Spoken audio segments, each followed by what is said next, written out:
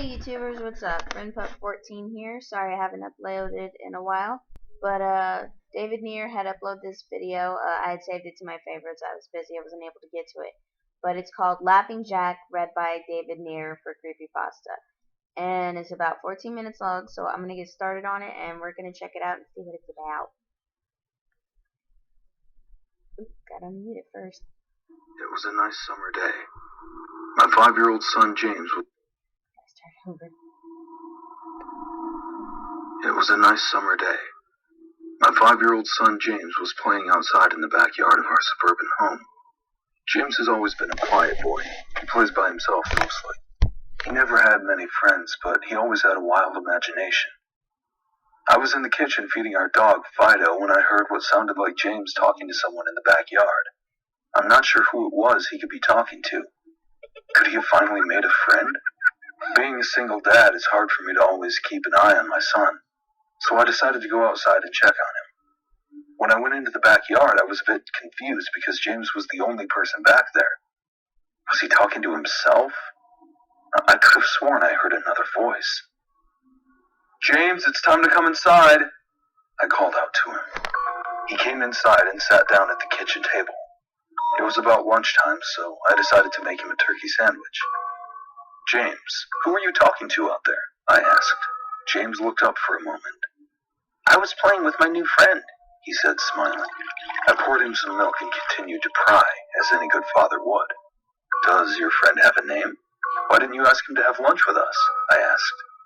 James stared at me for a moment before replying, "His name is Laughing Jack." I was a bit taken back by what he had said. "Oh, that's a strange name. What does your friend look like?" I asked, a bit confused. "He's a clown. He has long hair and a big swirly cone nose. He's got long arms and baggy pants with stripy socks, and he always smiles." I realized my son was talking about an imaginary friend. I suppose it is normal for kids his age to have imaginary friends, especially when he has no real kids to play with. It's probably just a phase. The rest of the day went by as per usual, and it was starting to get late, so I put James to bed. I tucked him in, gave him a kiss, and made sure to turn on his nightlight before I closed the door. I was pretty tired myself, so I decided to go to bed not long after. I had an awful nightmare. It was dark. I was in some kind of rundown amusement park. I was scared, running through an endless field of empty tents, broken down rides, and abandoned game huts. The whole place had a horrible look to it. Everything was black and white, the prized stuffed animals all hung from nooses in the game huts, all with sick grins stitched on their faces. It felt like the whole park was looking at me, even though there wasn't another living thing in sight. Then suddenly, I began to hear music play. The sounds of Pop Goes the Weasel being played on a squeeze box echoed through the park. It was hypnotizing.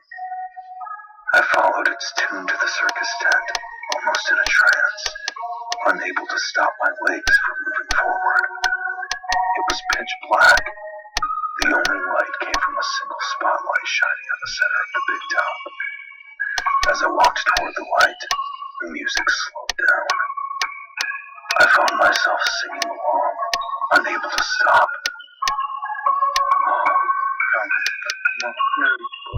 The monkey chased the weasel. The monkey thought it was all fun. The music stopped right before its climax, and suddenly the lights shot on. The intensity of the lights was practically blinding. All I could see was a small, dark silhouette shuffle towards me. Then another one appeared, and another, and another. There were dozens of them, all coming toward me. I couldn't move, my legs were frozen. All I could do was watch as the haunting figures drew nearer. As they got closer, I could see they were children. As I looked at each one, I noticed they were all horribly disfigured and mutilated. Some had cuts all over their body, others were severely burnt, and others were missing limbs, even eyes. The children enveloped me, clawing at my flesh, dragging me to the ground and tearing inside me. As the children tore me apart and I faded away, all I could hear was laughter. horrible, awful, evil laughter.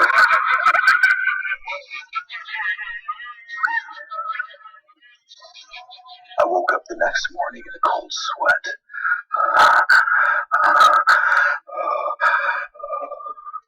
After taking a few deep breaths, I looked over and saw that a few of James's action figures were positioned facing me on top of my nightstand. I sighed. James had probably woken up early and put these here. I gathered up the toys and made my way to James's room. However, when I opened the door, James was sound asleep. I just shrugged and placed the toys back in his toy box and headed out to the living room. A little while later, James woke up and I made him his breakfast. He was quiet and seemed a bit groggy. Perhaps he didn't sleep well either. I decided to ask him about the toys. James, did you put the toys in Daddy's room this morning? His eyes shot up at me for a moment, then quickly glanced back down at his cereal. Laughing Jack did it. I rolled my eyes and responded, well, you tell Laughing Jack to keep the toys in your room. James nodded and finished up his breakfast, then decided to go play out in the backyard. I went to relax in the living room and I must have dozed off because I woke up a couple of hours later. Shit, I need to check on James. I was a bit worried. It had been over 2 hours and I haven't checked on him. I stepped out into the backyard, but James wasn't there anymore. I was getting nervous, so I called out to him. James? James, where are you? Just then I heard a giggle come from the front yard. I rushed through the gate around to the front of the house. James was sitting on the sidewalk. I breathed a sigh of relief and walked over to him. James, how many times have I told you to stay in the backyard? James, what are you eating? James looked up at me, then reached into his pocket and pulled out a handful of hard candies in all colors. This made me very nervous. James, who gave you that candy? James just stared at me, not speaking. James, please tell Daddy where you got that candy. James hung his head down and said, Laughing Jack gave it to me. My heart sunk. I kneeled down to look him in the eye.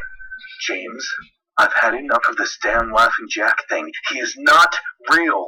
Now this is a very serious situation. I need to know who gave you that candy.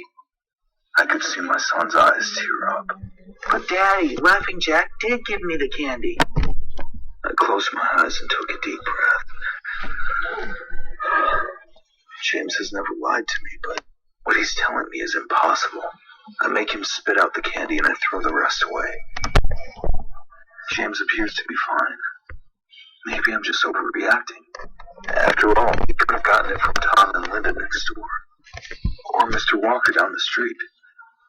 Either way, I'm gonna have to keep a closer eye on James. That night I put James to bed as usual and decided to go to bed early myself.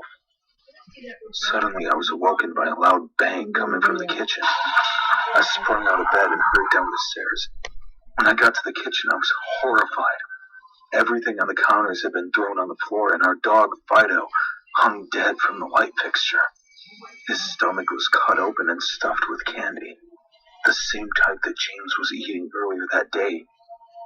My shock was quickly broken by a sharp scream coming from James's room, followed by loud crashes. I quickly grabbed a knife from the drawer and moved up the stairs with the speed that only a father whose child is in danger could have. I burst through the door and flicked on the lights. Everything in the room was knocked over and tossed on the floor. My poor son in his bed, crying and shaking with fear. A pool of urine staining the sheets. I scooped my child up and ran out of the house and went next door to Tom and Linda's house.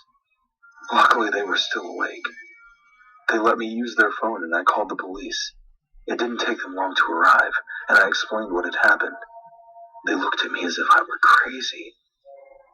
They searched the house, but all they found was a dead dog and 2 trashed rooms. The officer told me that someone had probably gotten into the house and done this right before making a quick escape when they heard me coming up the stairs. I knew it wasn't true. All the doors were locked and none of the windows were open. Whatever was in my house didn't come from outside. The next day, James stayed inside. I didn't want him to leave my sight. I went into the garage and found his old baby monitor and set it up in his room. If anything comes into his room tonight, I was going to be able to hear it. I went to the kitchen and grabbed the largest knife from the drawer and put it on my nightstand. Imaginary friend or not, I'm not letting anything hurt my little boy. Soon enough, night came. I put James to bed. He was afraid, but I promised him that I wasn't going to let anything happen to him. I tucked him in, gave him a kiss, and turned on the nightlight. Before closing the door, I whispered to him, "Good night, James. I love you." I tried to stay up as long as I could, but after a few hours, I felt myself drifting off. My baby would be safe for the night, and I needed to sleep. Just as I lay my head on the pillow, I heard a soft noise come from the baby monitor I put on my nightstand. At first, it sounded like interference, like the kind a radio would make. Then it turned into a soft moan. Was James asleep? Then I heard it, the laugh from my nightmare. That horrible laugh. I sprung up from bed and grabbed the knife from under my pillow. I rushed over to James's room and creaked the door open. I tried the light switch, but it wouldn't come on. I took a step in and I could feel the warm, thick liquid on my feet. Suddenly, James's nightlight came on and I could see the absolute horror laid out in front of me. James's body was nailed up on the wall, the nails piercing through his hands and feet. His chest was cut wide open and his organs hung down to the floor. His eyes and tongue had been removed along with most of his teeth. I was disgusted. I could hardly believe this was my baby boy. Then I heard it again. The soft, desperate moan. James was still alive. My baby. My poor baby. In so much pain, barely clinging to life. I ran across the room and vomited on the floor, but my sickness was interrupted by a horrible cackle coming from behind me. I spun around while still wiping bile from my mouth. Then out of the shadows emerged the fiend responsible for all this horror. Laughing Jack. His ghost-white skin and matted black hair hung down his shoulders. He had piercing white eyes surrounded by dark black rings. His twisted smile revealed a row of sharp, jagged teeth, and his skin didn't look like skin at all. It almost looked like rubber or plastic. He wore a patchy black and white clown outfit with striped sleeves and socks. His body itself was grotesque.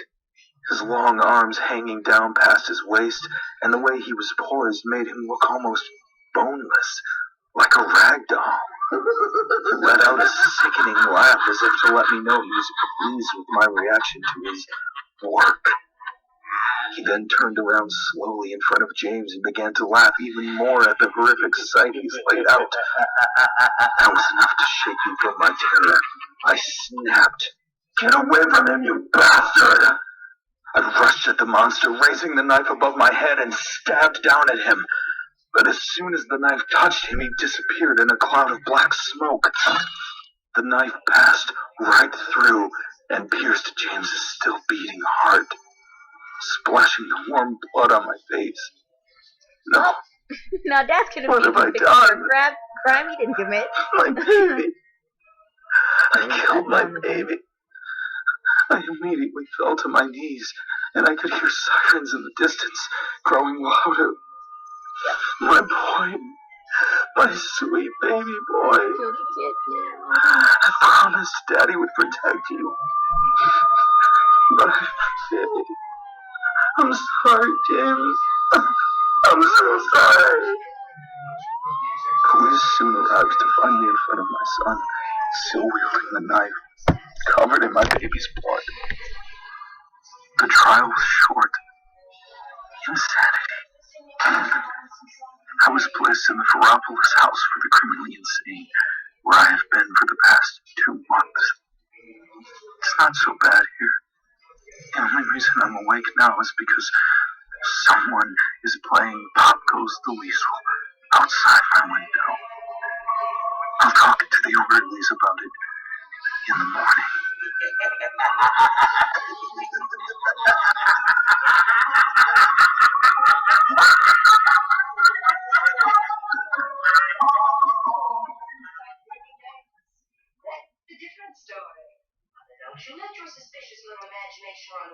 That was an interesting little story, little short fanfic.